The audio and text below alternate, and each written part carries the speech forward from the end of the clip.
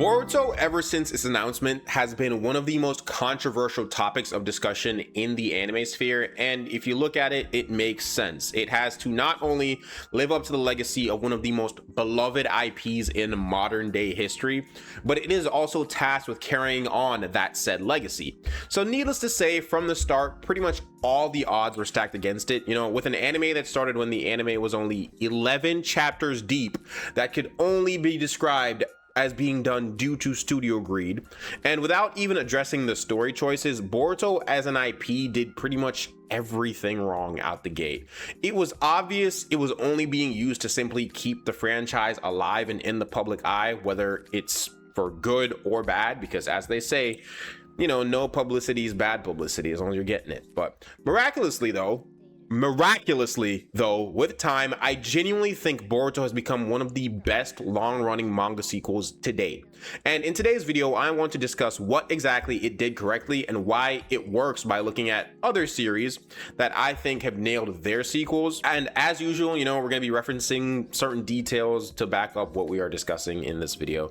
So with all the preamble out the way, I want to say thank you guys so much for the support you've been showing, especially on the last video. Love you. Keep liking, commenting, and subscribing. Now, let's get it done.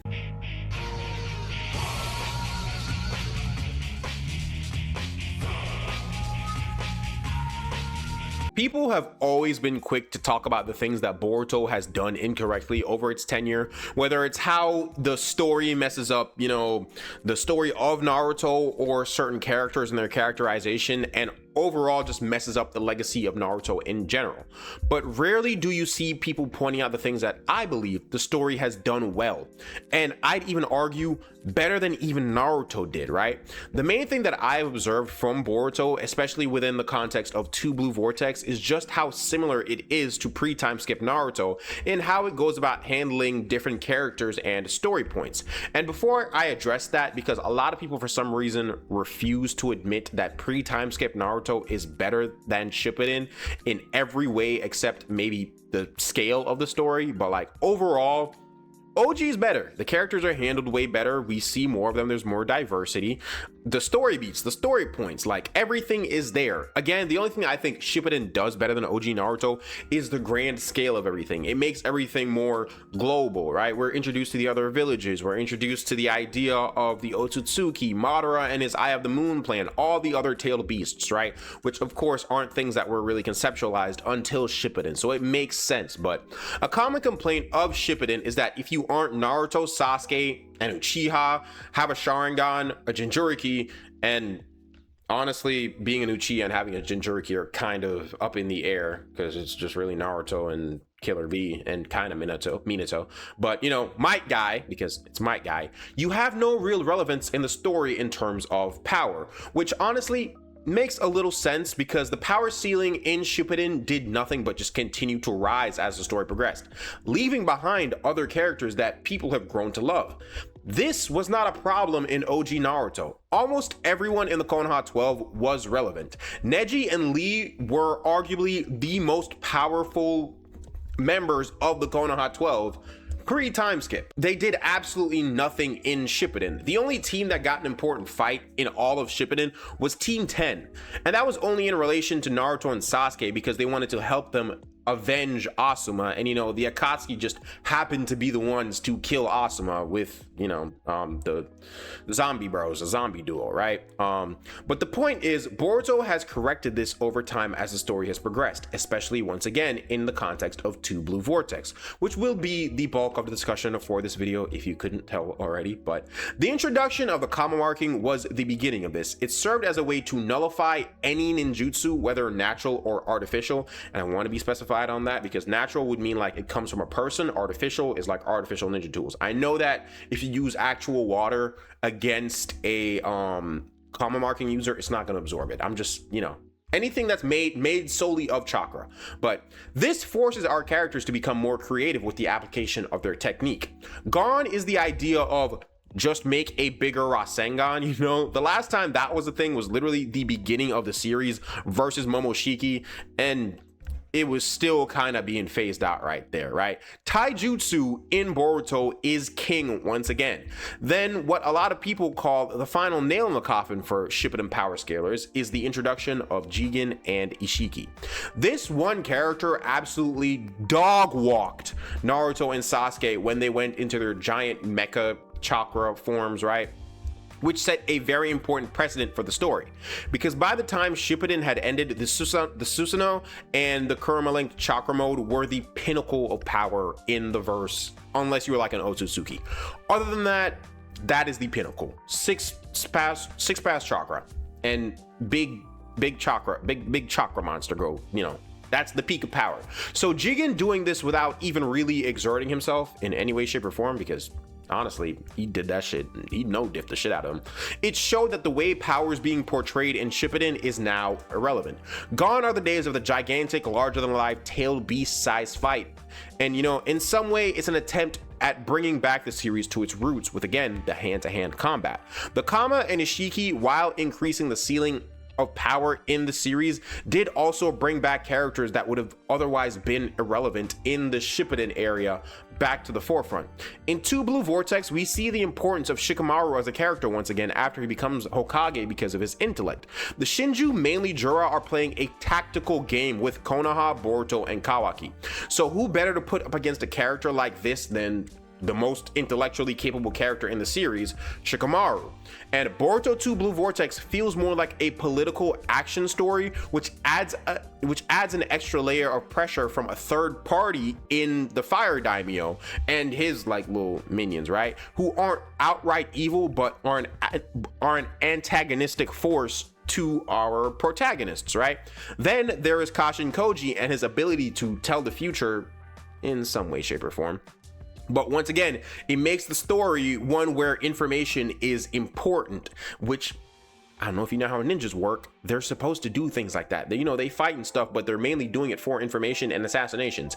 Any fights in the series aren't determined solely by raw strength anymore. It's now planning, available information, and coordination are the key to winning fights. And when I say coordination, I mean team coordination. So without necessarily messing up with the, you know, the power hierarchy, because characters like Ino, Chocho, or no, Inojin, Shikadai, Chocho, you know, the Ino Shikacho trio, they have a place in the story without it seeming off. And among other characters, right, like Sarada. You know, Kishimoto and Ikimoto were able to bring the story back to its roots, similar to how it was in part 1 of Naruto.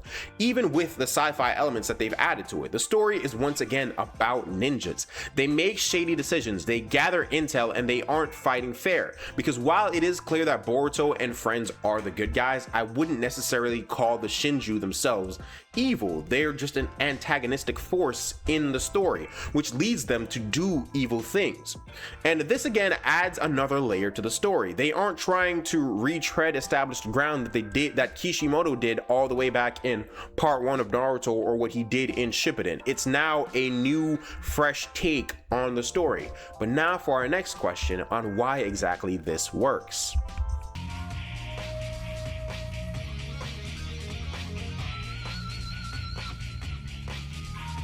Boruto, similar to the other sequel manga that we will be discussing in this video, is somewhat anthological in tone when compared to Naruto. And honestly, if you remove the fact that it is set in the same universe as Naruto, I'd argue this story could stand on its own if given the chance to become a successful IP without the Naruto name, right? Which is a very important thing to point out, because this is the exact reason that I believe this story works. And to prove this, I want to look at what I would possibly call the most popular manga with multiple sequels. And if you know any more that are more popular, you can leave them down in the description. This is just the one that I know of, but it's JoJo's Bizarre Adventure, which if you haven't been able to tell from the channel, I've really been enjoying JoJo's, and I got way more JoJo's content coming for you. I'm rewatching part 6 right now to kind of get some more videos out for you guys, right? But I think these two stories are more similar than people would care to admit, because think about it, a completely new protagonist and group who gets help from a previous cast member who's taken on a mentorship role in the story, not to mention the next generation having to step up to deal with the problems stemming from a blood feud. And I don't know if you know, but JoJo's is literally caused by one giant blood feud from parts 1 through 6. I'm not sure about 7, not sure about 7 and 9 yet. I think those are all kind of individually self-contained stories that kind of have some overlap. But part 1 through 6, it's Jonathan Joestar and Dio Brando. Their feud kind of triggers all of that, right? And even Naruto, to be honest, is just one giant blood feud, because the reincarnation cycles stemming from the Sage of Six Paths, right? Like, it's all just one giant blood feud between the clans, right? And the most important thing that's similar between these stories is that they aren't afraid to commit to their new protagonist and how they themselves shape the world. Each JoJo, while they may have a connection with the previous as they are just one giant family, has the story completely to themselves. They make decisions as they see fit and make choices how they themselves see them and think they should be handled. They aren't weighed down by the fact that they have to be like the previous protagonist. They get the chance to grow and become themselves. Not to mention how treating the story as something new sidesteps the whole power scaling conversation in some way, shape, or form. I won't say Boruto has sidestepped it as much as JoJo's has, but it's done a pretty good job for it. It's done a pretty good job of it. Boruto has gotten this with the removal of Naruto and Sasuke from the story. You know, the story gets to breathe and do different things without them being involved. There is no Naruto wouldn't do this or Sasuke wouldn't do this anymore, which leads me to my next point. Because even before they were removed, Naruto and Sasuke weren't deified. They weren't deities like how the fans treat them. They have flaws in the story. They make mistakes in the story and they try to grow from them in the story, which people didn't like because they wanted Naruto, maybe not Naruto, no, they wanted Naruto and Sasuke to be these perfect guys the whole damn time. They didn't want them to have any flaws throughout the story, which reminds me exactly of Joseph and Jotaro, because the more that they appeared in different parts, you know, parts 2, 3, 4, 5, and 6, well, not so part 5, but you know what I mean. They changed. We learned more things about them. They grew as characters. They grew, they matured. They made mistakes throughout their lives that directly impacted the new protagonist. That happens in Boruto. And people don't like it because, you know, Naruto and Sasuke aren't perfect, but I think if more sequel mangas committed to doing things like this, they would go so much further. You know, don't stick to the things that your audience likes, wants, and expects from you.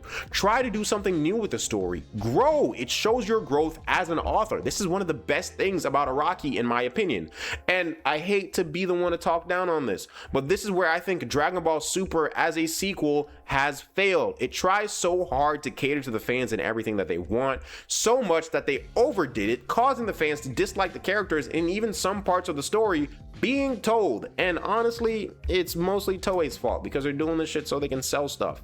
Let's be honest here, because while I understand compartmentalized storytelling is what JoJo's is known for, I think Boruto has taken some of the best aspects of it and added it to its own story. And I'm genuinely excited to see where it continues to go, because Boruto 2 Blue Vortex has been absolutely fire. And Boruto has honestly been the original manga, Boruto Naruto Next Generations, was really good before it even got to 2 Blue Vortex. But that's the video though. You know, as always, I hope you guys enjoyed it very much, and let me know what you think down below. You know, if you disagree with me, let me know why. I responded to every single comment. I promise you I do. And if you made it this far in the video, don't forget to like, comment, and subscribe. Again, you know, you made it this far for a reason. You liked the video. But we're still trying to hit 1,300 subs, let's say by the end of the month. Still trying to hit that. We got I think 60 or 61 more to go, you know. But I love you guys, and I'll see you in the next one. Goodbye.